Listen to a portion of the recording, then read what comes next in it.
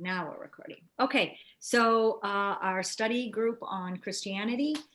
And does anybody have any insights or comments or segues in from any of our last two talks, or anything they want to share? I really enjoyed last week's talk on the liberal Catholic Church. I thought they did a great job. It was very much feet on the ground. You know, this is the way it is. This is the way it's practiced. So I enjoyed that. It was good. Yeah, I thought so too. I wanted to ask about, the occult teachings or the esoteric teachings into like the sacraments and things like that, but how they work it. But then I started thinking that the ritual or the ceremonies are probably the same, whichever church you go to, whether, per se. And Annie Besant here breaks it up into the Orthodox Church, the Catholic Church, and the Protestant. So I would imagine the ceremonies of those sacraments are the same. The knowledge that the priest has, I think from an occult standpoint, this is just me thinking out loud, would add to the power of the ceremony. Does that make sense? That's what I thought between last week and reading Annie Besant's stuff. And because like Jim had said, I mean, with the dense psychic mind of the Westerners, a lot of the meditation or principles in the Far East don't work as well. And, I thought the liberal Catholic Church, and even a couple of weeks ago when we were doing the Kabbalah, the Western form of the Kabbalah, it's all about drawing down that power so it can get through our dense nature, our dense psychic nature, which Richard was talking about last week, drawing down the power with the Eucharist and everything, and then passing it on to the parishioners. So I think regardless of the ritual, it all has the same intent, just bring down more power and get it into the vehicles. Dion Fortune, that's what I was thinking. I guess she did a lot of Western style Kabbalistic studying. I used to read her. That's one thing she always emphasized, was that the nature of what she was presenting was really just to move power down into the Western world. Adele, it is very nice to see you. We don't get to do that. Thank you. So welcome. Okay. Nice to see everyone. Okay. Any other comments? I think, let's see if I'm unmuted. Yep. I think what I missed in the LCC presentation is the integration of the congregation in the ceremonies, the importance of that, really what is the feminine side.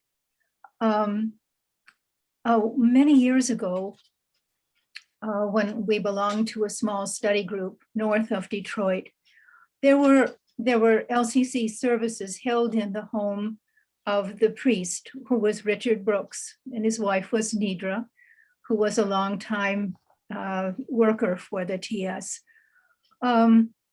Very few people came. Sometimes it was just one or two of us, in addition to the priest, who was Richard. And I said to Nidra one time, but if needed, if it would be useful, I can help as a server. And I'll never forget what she said to me. She said, if he needs to, my dear, he can do the service alone. And I thought to myself, then what about the congregation? Are they really important here? Is their part in the ceremony celebrated? There's something missing there, in my view. And here, and then much later, our sons were baptized in the liberal Catholic Church, I left the Roman Catholic Church when John and I were married for various reasons. We were married in the Episcopal Church. And then I chose to be rebaptized and what's the next step? Confirmed in the Liberal Catholic Church, which happened when I was actually pregnant with my firstborn son. That experience under the hand of a revered elder bishop, Bishop Dahl, was something I'll never forget. Because during the ceremony, I was completely, I was kneeling before him with my hands in his lap, and he was holding my hand, and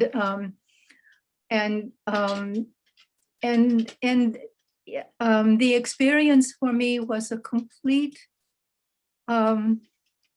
movement out of myself, and an experience of what I believe was what he was experiencing. And it was unlike anything that I have ever experienced before or since. He was completely transformed in my sight, and I disappeared completely as Maria. So I know the power in the LCC sacraments. And yet, when we came here to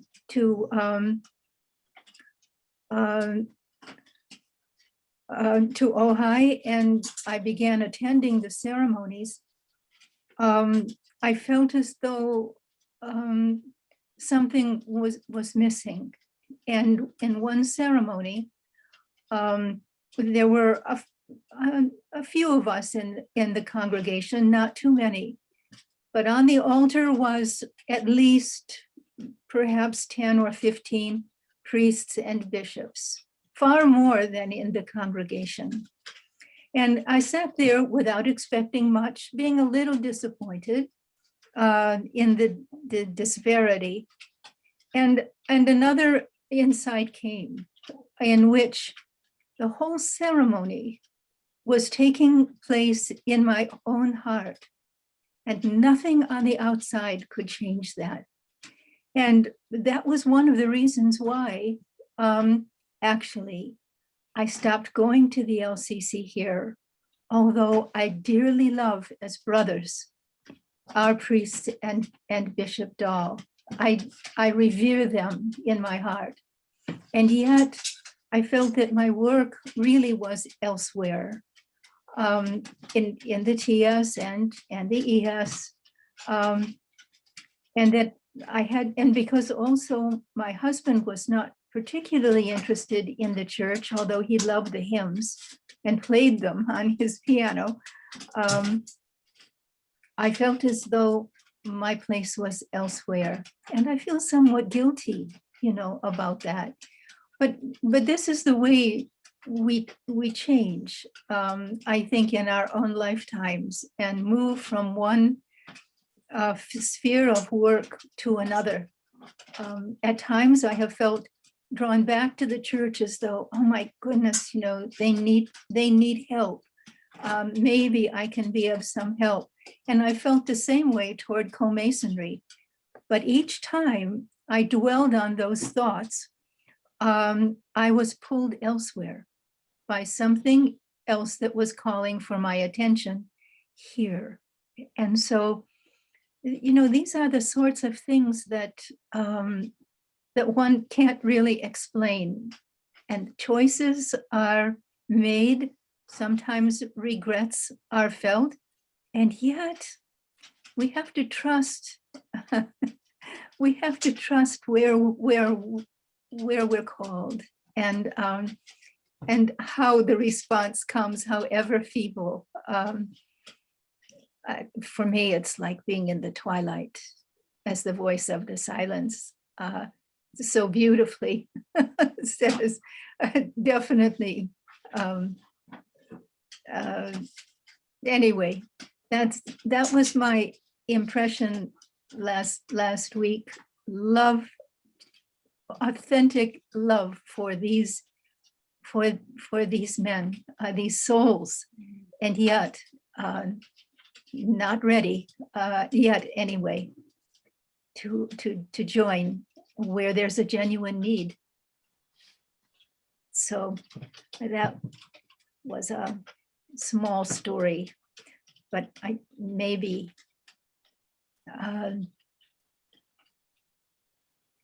it is not so different from what others have experienced. Thank you. Does anyone else give a here or any other comment? So I would, I would imagine that the receptivity or the energy coming and going is how a person takes it when they're in the presence of something, whether it's a lodge meeting, a church service, co-masonry, yes, whatever it is. I think it's the openness of the person to give and receive. I would imagine that creates the experience, you know, as you said, Maria. Although, yeah, I guess you said you didn't get it at some point. So, yeah. So, okay. All right. Well, then let's go ahead and get started.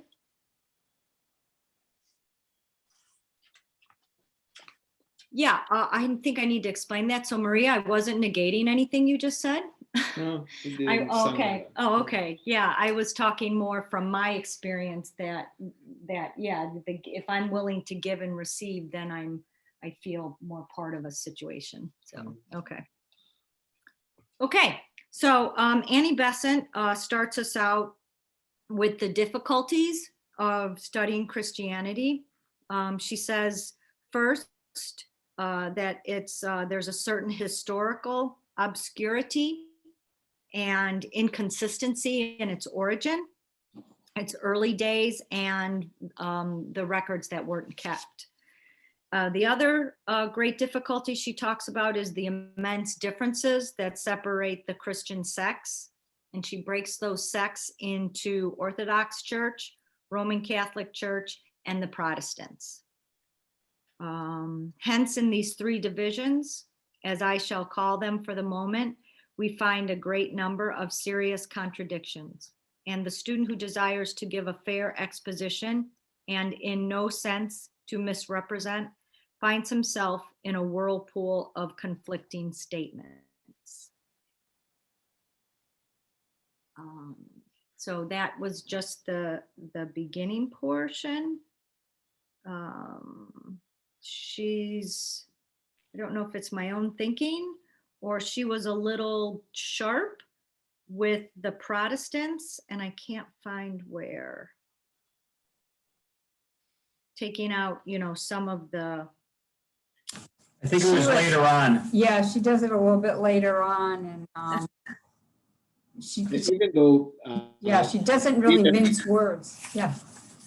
Even though Leadbeater and Besant grew up in the Protestant church, and Leadbeater was, well, the Anglican church, yeah, which is part of the Protestants. They both said that the Protestant Reformation actually got rid of a lot of teachings that were esoteric. And of course, the church needed a reformation, but they didn't agree with a lot of things that they got rid of. So yeah, they both say that. Yeah, I think that's what she says later on then. It's page 147, at least in the blue book. Okay. Okay. All right, then we can hold off until, oh, yeah. Oh, I have it right here. So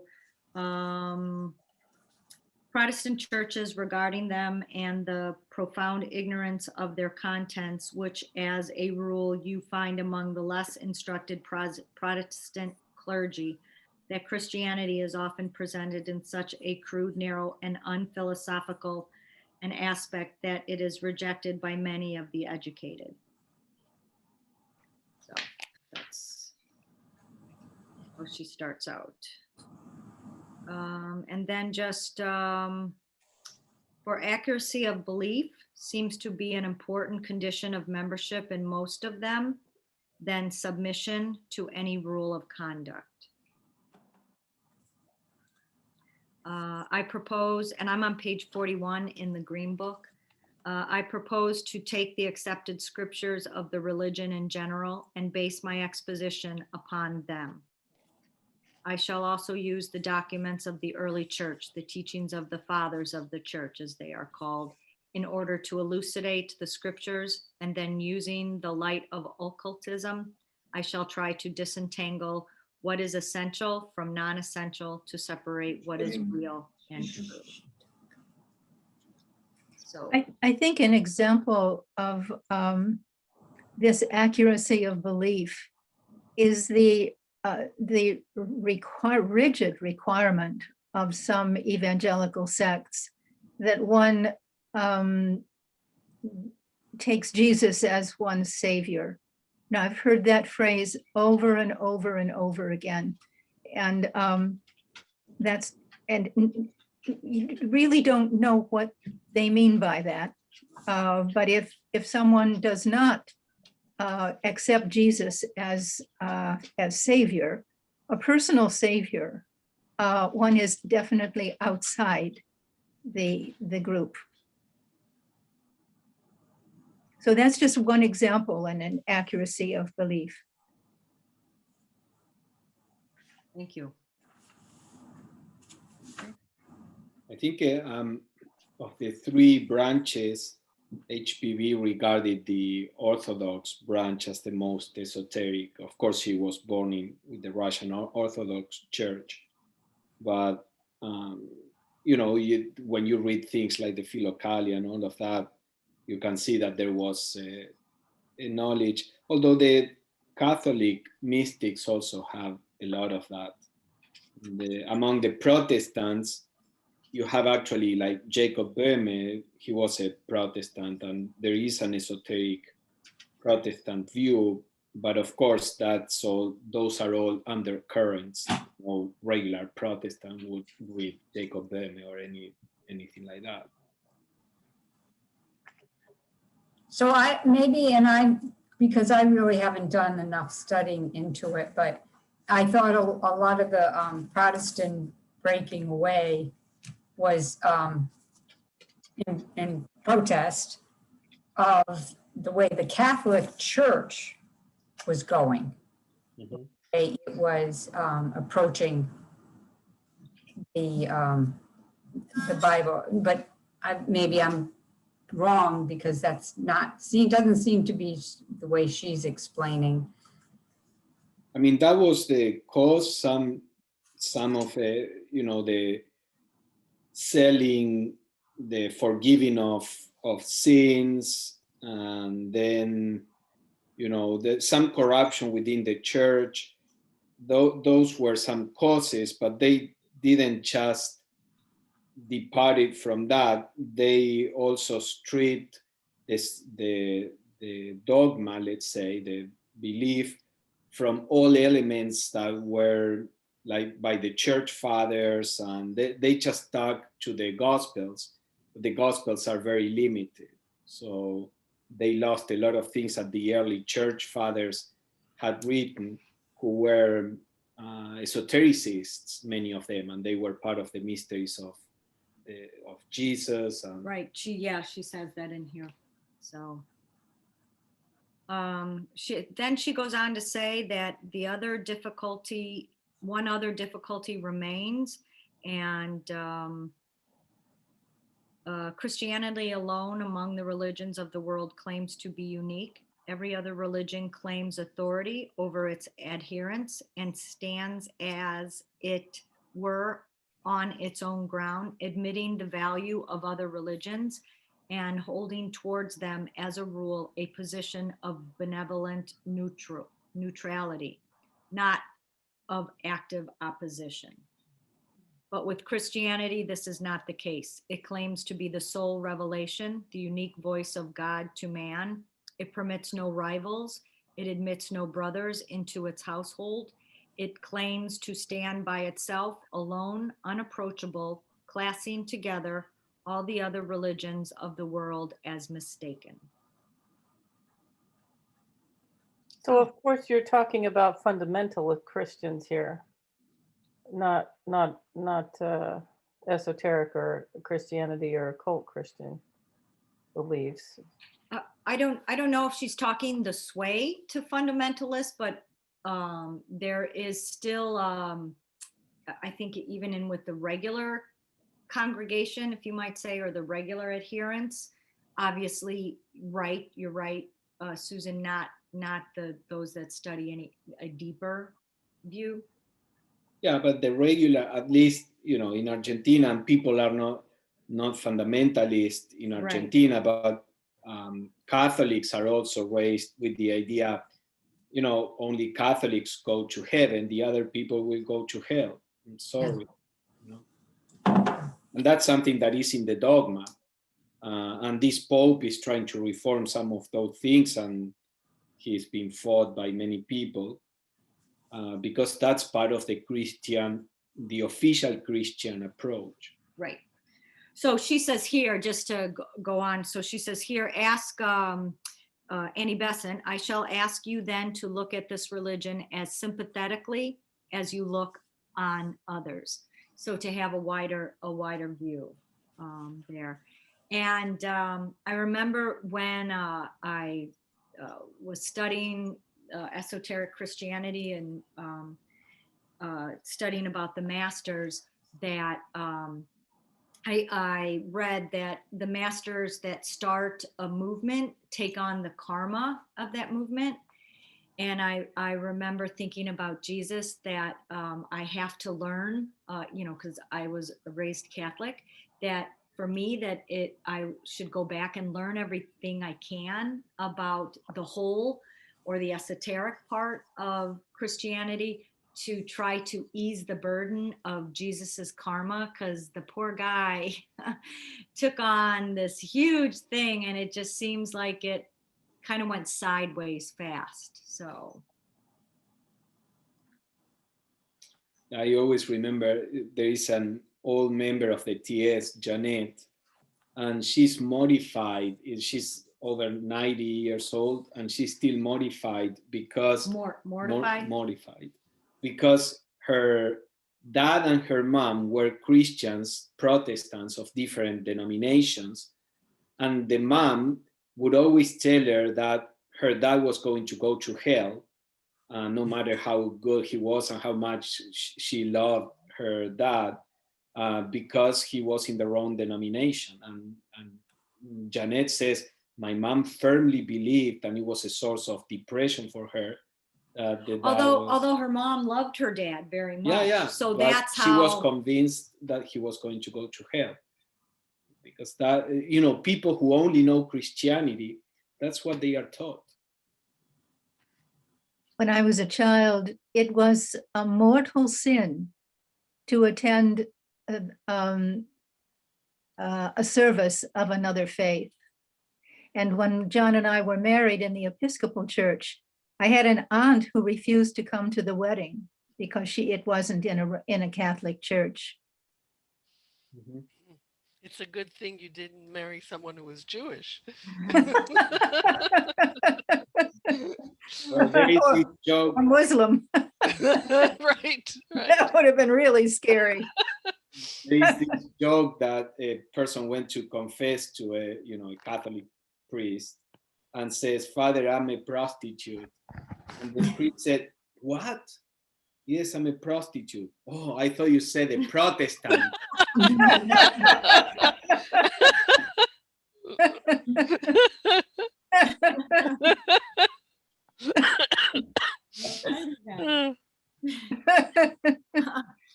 So then I am on the bottom of page 143. So just after where I read that Annie Besant asked us to look sympathetically. So those in the blue book, what page are you guys on? 143. 153 at the bottom. 153 or 143? 153 at the bottom. Okay. So I'm looking at where she's talking, now she's talking about the Old Testament, and she gives a couple pages to that, and I didn't understand at first. Robert also put a lot about the Old Testament or the Hebrew Testament in his study guide. And after reading this, I understand more what Annie Besant's doing here is trying to put us in the mindset of the time that Jesus was born. So first of all, she goes and she gives us, there are certain, is it canonical books accepted equally by all divisions of Christendom, and which have never been challenged by Eastern Orthodox, Roman Catholic, or Protestant churches. All accept without questioning certain books. And then she goes on to say the Old Testament, the more ancient of the scriptures, consists of a number of different books, some of them historical, all right, received from the Jewish or the Hebrew nation. The Old Testament includes the Psalms, which are songs. Then she tells us the New Testament consists of 4 Gospels containing the life of the founder of the religion. The Acts of the Apostles is of the early church. And then there are a number of epistles written by leaders of the infant movement to different sections of the church. Finally, the Book of Prophecies. There is comparatively little teaching in the Gospels themselves, like you said. Certain doctrines may be deduced from them, but there are few authoritative statements. The teachings of Christ are more of an ethical than philosophical character. It is in the epistles that we find most of the dogmatic statements and an early outline of the doctrines of faith. I think somebody said that if you gather all the teachings in the gospel, it would amount for a 30-minute talk by Jesus. So Wow. very limited. So then she goes on and says outside the canon, there are a mass of documents called the Apocryphal scriptures. The apocryphal scriptures of the Jews are remarkable works. The Book of Wisdom being a document of rare beauty and spirituality. These are more widely accepted by Orthodox and Roman Catholic than they are by Protestant. Next, there is a collection of Apocrypha. These are excluded from the accepted writings in connection with the early church. These include the Gospels of Mary, of Peter, of James, Thomas, and so on. Stories of the infancy of Jesus, of his later life, stories of his descent into hell, and his work in the invisible world. Many of these are exceedingly interesting and instructive for the student of early Christianity and should be studied if he wishes to understand an intellectual environment. Lastly, those are the Gnostic Gospels. At the time, there were very few that were known. Actually, Mead worked a lot on bringing up those Gnostic writings. So she's referring to that. G.R.S. Mead. Yeah.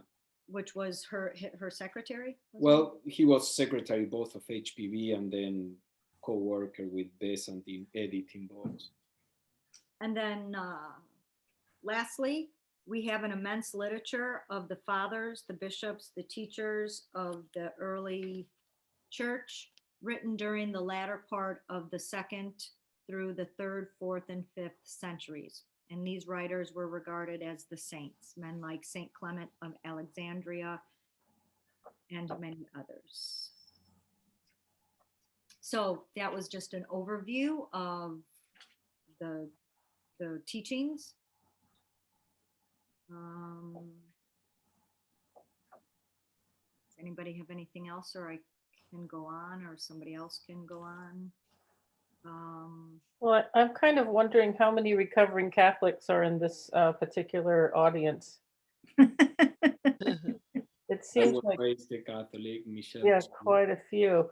And I have to wonder, pardon me, because I'm not really trying to be contrary at all, but I wasn't raised like that. I'm not a recovering Catholic. And so I voluntarily went to church, and my parents didn't go so much. And for me, it was much more of a mystical experience. And and it didn't come with all of these sins, and I didn't feel like I was a sinner. And I guess maybe I've taken the back door into Christianity too, so that I could experience the redemption, the redemptive love of Christ, and on a very deep level that took me to places, of compassion and love and reverence for nature and animals and flowers and clouds and all kinds of crazy stuff as a little kid. So I just don't have I mean, I understand intellectually that there's been a great deal of wounding, and certainly all of the horrific abuses that have come forth, in the last 10 years are unexcusable. That it's just evil, and how evil moves by masquerading as goodness. But the overall, I feel like somehow there's some part of me that doesn't want to throw the baby out with the bathwater, and maybe that's okay from the point of view of not having been tortured by Catholicism. So I don't have the same wounding that some of you might have that make you want to really push away and get away. Because I don't know. I mean, I had such a deep love for my friend Byron Bowl, and there was just nothing that wasn't beautiful in his entire being. And the way I watched him move through the world, and the way that he touched every single sentient being that he came in contact with, and the way he talked about his trees. We lived in the redwoods, and the way he would talk about how he had to cut this one redwood down, and how all the other redwoods gave him such a hard time for such a long time that they just, it was really hard. And was he a priest? Why did Yeah, you he was a bring him? liberal Catholic priest. Oh, okay. Yeah. Yeah, that's I different. didn't get But- I didn't get the impression that any of us Yeah. were against the church. I was going to We- say that. Yeah, we gave maybe some examples to show, what she was meaning, for what Annie Besant was meaning for those. But I think, I'll speak for me. Although I wouldn't describe the reverence that you have, that you experienced. I have a reverence for Catholicism, or Christianity, or any other religion. And I think that's the whole idea behind this study, Mhm. is that, as Annie Besant says, Yeah. Theosophy doesn't ask you to leave your religion, it asks you to live it. When I joined the TS, I was active in the youth group in the church. I mean, I always recognized the church's limitations and never really believed in them, and was able, I always had, it was my outlet for my spiritual search until I found the TS. But at the same time, there are the objective things, besides our experience. There is the objective thing of, what the dogmas are, etc., which is what Annie Besant is mentioning here. Yeah, I just wonder how much of that has anything at all to do with the Christ, and what he came to to do and how things have gotten very messed up. I mean, I do believe that.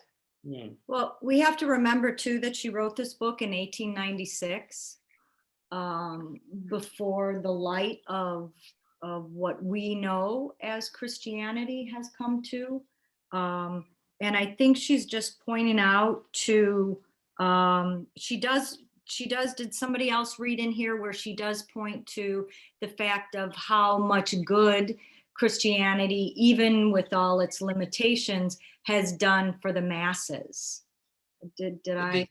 The aspect of charity was a big factor. My impression always has been that Annie Besant wasn't, I don't remember her saying anything against Christ. It was just the punitive aspect of Christianity that she was so much against. Yeah, and Blavatsky was even more against the church. Annie Besant, she wrote Esoteric Christianity. Well, HPV wrote the esoteric character of the Gospels, but HPV was very critical with the church. Annie Besant, next to HPV, was quite mild.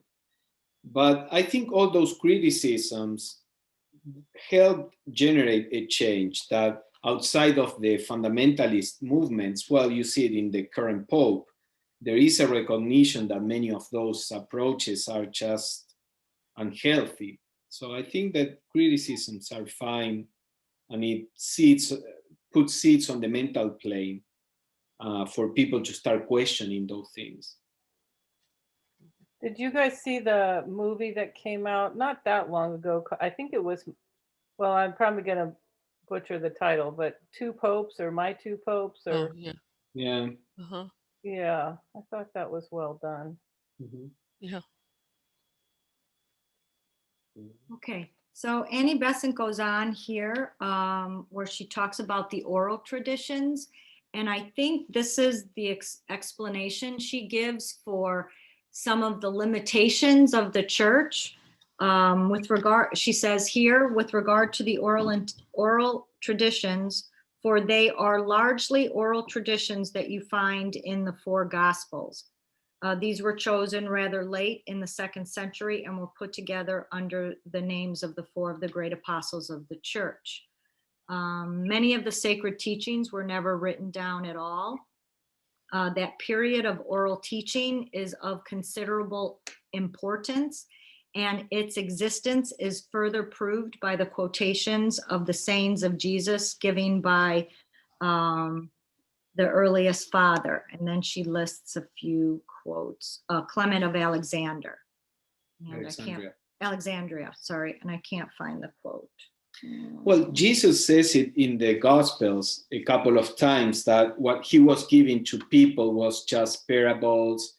It was not the real teaching. When the apostles ask him, how come you teach people these little stories and you don't tell them what you tell us? And then Jesus says, well, these are the simple things for the masses. And that's all we have recorded in the Gospels. We don't have anything recorded of what the real teachings he was giving to the apostles. Some of them may be reflected, as Annie Besant says, in the letters that they wrote to the early community. And then some of the church fathers also have some information. But then again, if you just stick to the Gospel, it's a very basic. Right. She says here, Christian teachings may be divided into two parts, the revealed and the unrevealed, the exoteric and the esoteric doctrines. Yeah, so did anybody else read that she was kind of telling us that that's the reason throwing out these oral traditions is what makes the church as it is unappealing to anybody who has who doesn't want to follow the dogma. I would just say that, yeah, or find ways to study the esoteric side. What are you saying, Michelle? I'm not understanding. that in these few pages, Annie Besant tells us that because the church doctrine throughout these esoteric teachings or these oral traditions, that it just became something very superficial. And I would imagine anywhere, if you don't explain why you're telling them what to do, you're just telling them what to do, and you have to say, do it because I said so. It kind of was revealing itself to me more. And even in, I was raised in the Protestant church, and I realized I missed a lot of the real knowledge, the esoteric part. There were no hints into it. There were no, how much richer it would have been if the masses had been, given that kind of instruction. I think it's so meaningful, and yet I think it was gleaned over. I had friends in the Catholic Church when I was growing up, and I know Susan said it a certain way, and I got the sense from them they were very unhappy with their religion because all they knew was go to church, you sin, you confess, you have to go and get your confirmation and take these classes and learn certain things, and that was all. That's all they knew. Moral behavior. And it was not inspiring to them. They were very uninspired.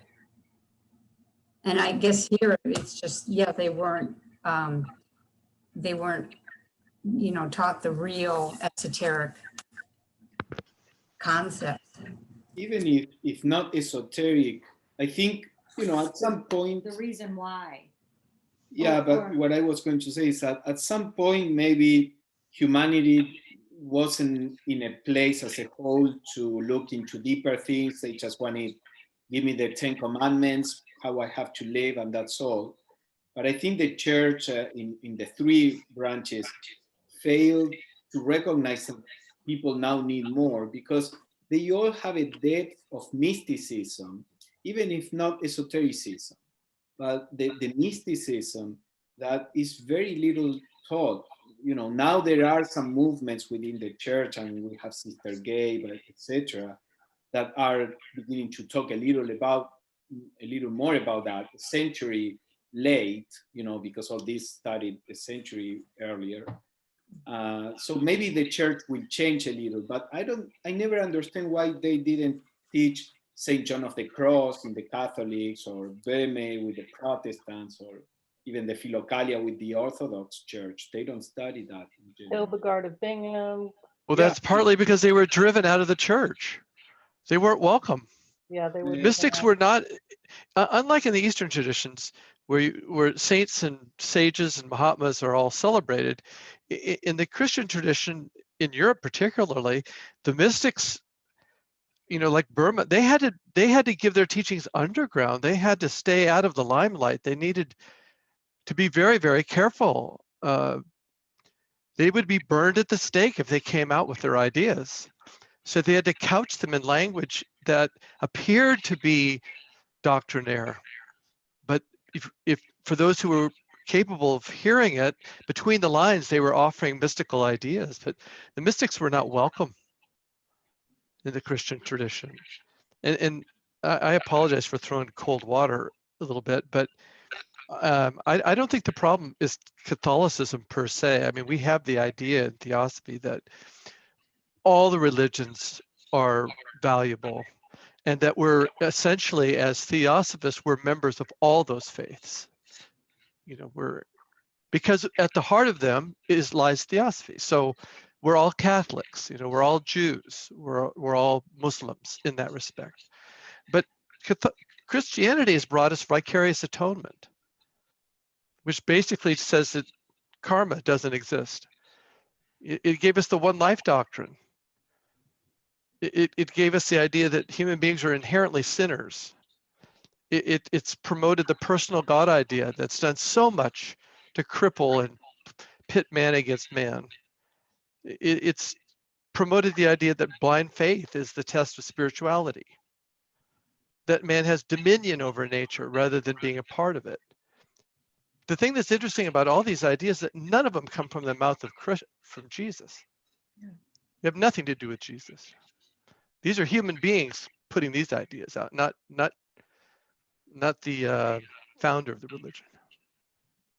I mean, it was really, when I was involved with it, it was really run like a business that controlled people and tried to get them to support its own personal goals. A lot comes from, Blavatsky used to joke that because a lot comes from a misinterpretation of the Hebrew scriptures. And Blavatsky said the Christians stole the scriptures from the Jewish, and as a revenge, the Jews let them steal them. Because they messed up, the whole religion. Because Blavatsky would say, the Christians never had like the esoteric key to read the Hebrew scriptures. And a lot of those things that you just said come from a misinterpretation of the Old Testament, because Jesus never said anything, as you said, anything about that. So I would ask, go ahead, Anine. What we read in the New Testament, there are so many things that Jesus taught.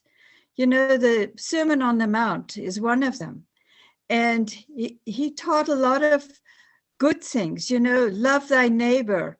And I don't think the people were ready to learn about that.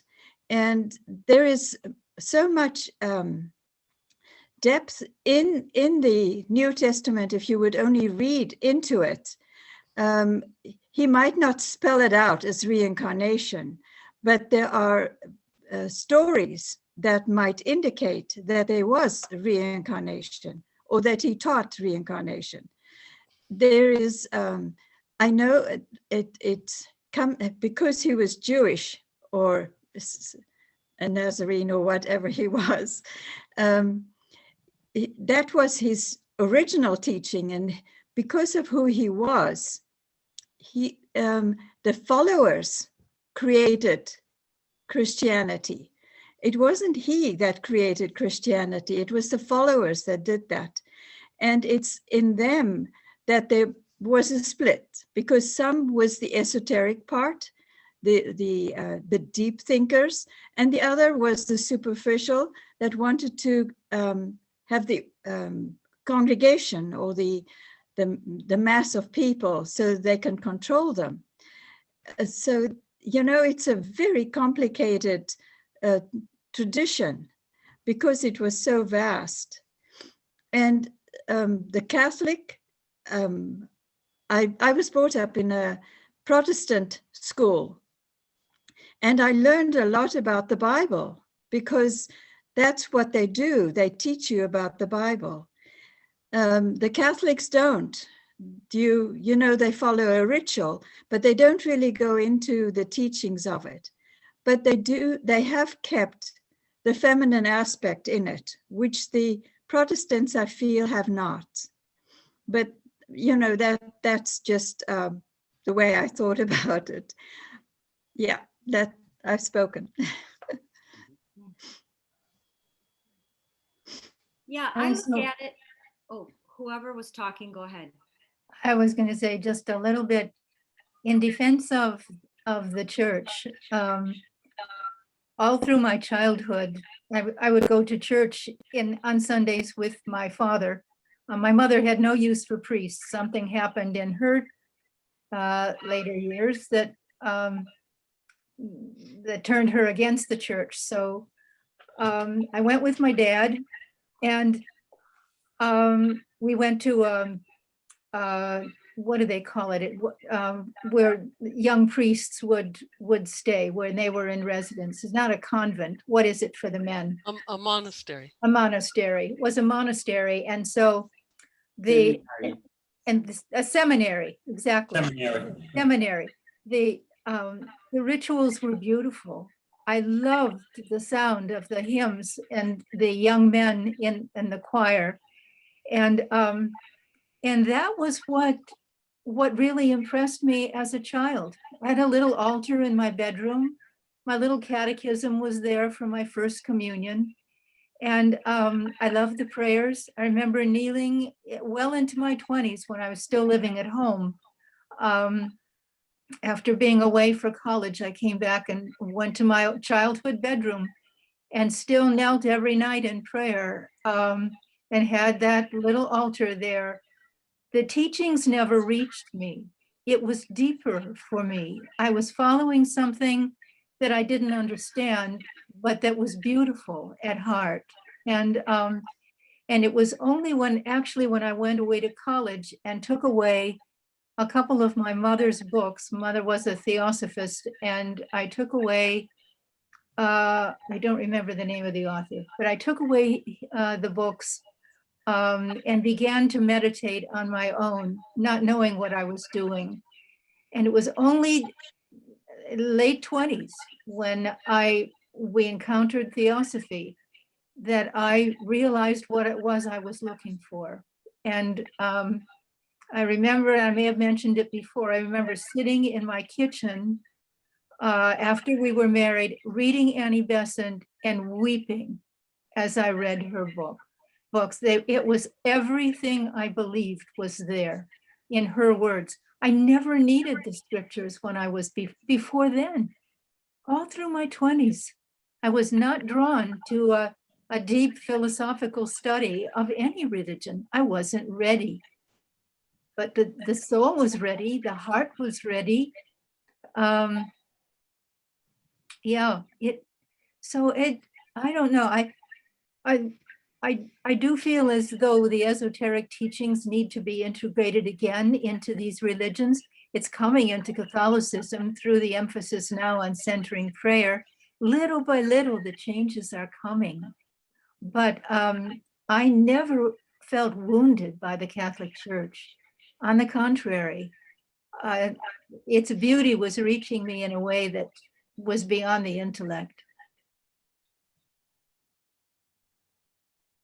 That's lovely, Maria.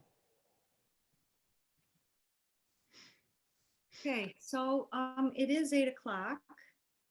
Are there any last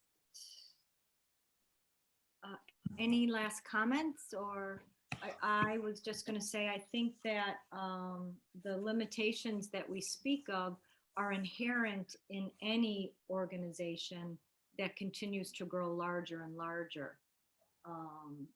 You know, I know as a parent that I did a lot of explaining to my oldest on why he should do this and why he shouldn't do this. By the time my third one came, I was barking out orders just to get them, you know, from not killing themselves to in the car so we could get to school. So that made me think the same thing in a classroom, in a small classroom with 5 students, you're going to get the best of me. But in a class of 35, it takes a lot more energy to draw people in.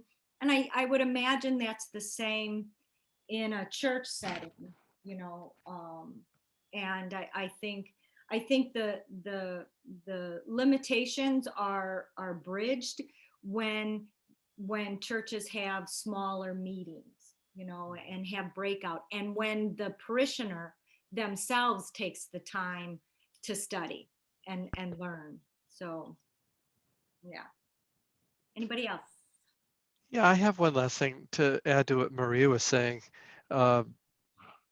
It seems to, in all these traditions that we're studying, and certainly including Christianity, it's the attitude of the individual that's all important.